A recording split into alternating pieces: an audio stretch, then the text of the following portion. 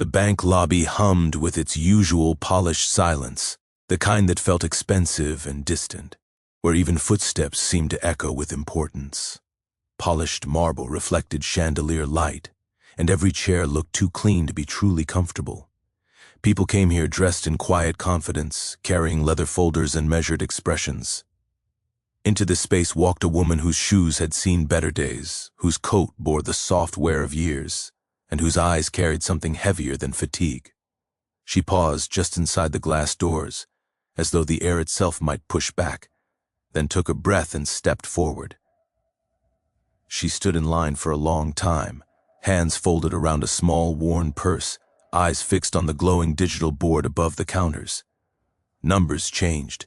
Names were called. People approached, spoke briefly, smiled, left.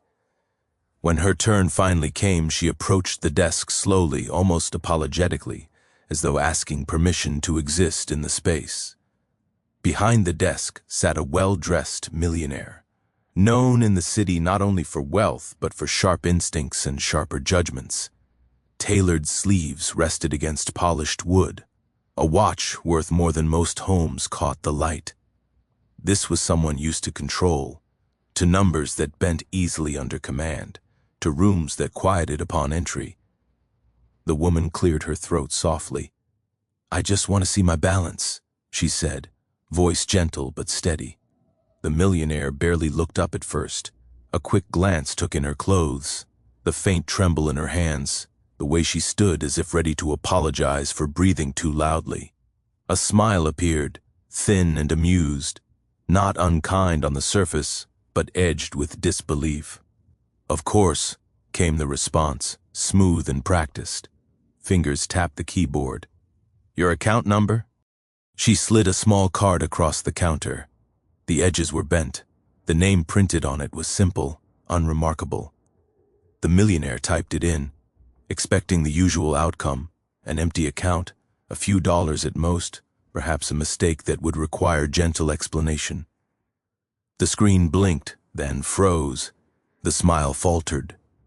The millionaire leaned closer, eyes narrowing, fingers tapping again as if the system had glitched. The numbers refreshed, bright and unmistakable. Zeros stretched across the screen, more than most people saw in a lifetime. The room seemed to tilt, just slightly. For a moment, there was only silence. The woman waited, hands still clasped, eyes calm. There was no pride in her posture, no anticipation. Just patience. "Excuse me," the millionaire murmured, voice lower now. Another attempt, another refresh. The balance remained unchanged, large, staggering, real. A quiet laugh escaped, the kind that comes when reality feels absurd. "There must be some mistake." She shook her head gently. "No mistake. I just don't look like it belongs to me."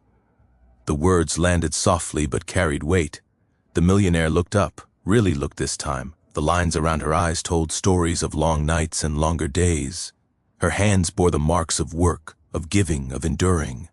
"How long has this account been active?" came the question, quieter now. "Many years," she said. "I add to it when I can. I don't take much out." "Why not?" She hesitated, then smiled, a small curve of warmth. "Because money isn't for showing, it's for doing." The laughter that followed was different now, short, stunned, almost humbled. Around them, the bank continued its rhythm, unaware that something subtle had shifted. The millionaire stood slowly, leaving the desk. "Please," came the words, careful and respectful, "have a seat." She did, folding her hands in her lap. "I've never seen an account like this attached to someone who looks so—" The sentence trailed off, searching for a word that wouldn't offend. "Ordinary?" she offered. "Yes," came the honest reply. She smiled again, this time with a hint of amusement. "That's the point." The millionaire sat opposite, the distance between them suddenly meaningful. "May I ask how you built this, piece by piece?" she said, helping when help was needed, working when work was there, saving when others spent, and trusting that kindness comes back, even if not right away. There was something unsettling about the simplicity of it. No strategies, no grand investments, just patience, discipline, and heart. You could live anywhere, the millionaire said. Do anything. I already live where I'm needed, she replied. And I do what I can. Pause settled between them. Outside, a child laughed. A car horn sounded. Life continued, unaware that a lesson was unfolding inside polished walls. The millionaire leaned back, eyes no longer amused but thoughtful. Why come today? She looked down at her hands. Someone told me the balance might be wrong. I wanted to be sure. I don't like carrying more than I need. That's unusual. Is it? She asked gently. Or have we just forgotten what enough feels like? Silence again, heavier this time. The millionaire glanced at the screen once more, then back at her. Something shifted behind the eyes. Respect, perhaps, or curiosity edged with something like shame. I've spent years chasing numbers, came the quiet admission. And here you are, standing calmly in front of more than I ever imagined, asking only to see it. She shrugged lightly. Money is loud when it's empty. When it's full, it can be quiet. The words lingered, echoing in the polished space. Around them, the air felt different, charged with an unspoken understanding. The millionaire stood again, not out of habit this time, but out of respect. There's something I'd like to ask, came the careful tone. She looked up, eyes kind but searching. You can ask. What do you plan to do with it? She considered this, gaze drifting toward the tall windows where sunlight spilled in generous streams. Some will go where it's needed. Some will stay for when it's needed. And some, she smiled softly, some will be given to people who don't yet believe they matter. The words struck deeper than expected. I think, the millionaire said slowly, that I have a lot to learn. Her smile widened just a little. We all do. That's why we're here. The screen still glowed between them, numbers steady and patient. Outside, clouds shifted, letting in more light. Inside, something invisible began to change shape, the way hearts do when they're challenged gently instead of pushed. The millionaire glanced again at the balance, then back at the woman, and for the first time in a very long while, felt small in the best possible way. Not diminished, but opened. I laughed, came the quiet confession. When you first spoke, I know, she replied without accusation. I'm sorry. I know that too. The room seemed to breathe with them. I'd like to help, the millionaire said finally. Not with the money, with the purpose. Her eyes softened, then start by listening. And so the conversation continued, weaving stories of missed chances and quiet victories, of people who gave without being seen, of nights spent choosing kindness over comfort.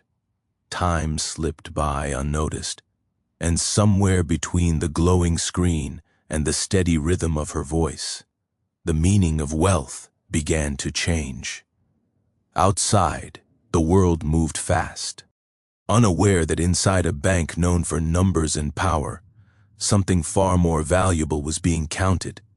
Moments, intentions, and the slow, steady awakening of a heart that had once believed success was measured only in digits, not in the way a single act of compassion could ripple outward, touching lives unseen, shaping futures unplanned, and reminding anyone willing to pause that sometimes the greatest balance isn't found on a screen at all, but in the quiet space where understanding begins and continues to grow, expanding gently, endlessly, as the conversation carried on and the afternoon light slowly shifted across the floor, catching the edge of the desk, the worn purse, and the eyes of two people who, in that moment, were no longer strangers, but travelers standing at the edge of a story still unfolding, waiting for the next truth to rise and be spoken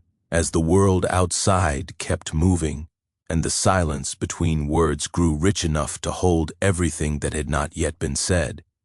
And in that stillness, the millionaire found a question forming, one that had never been asked before, one that trembled on the edge of being spoken as the woman leaned forward slightly, her voice lowering as she began to say,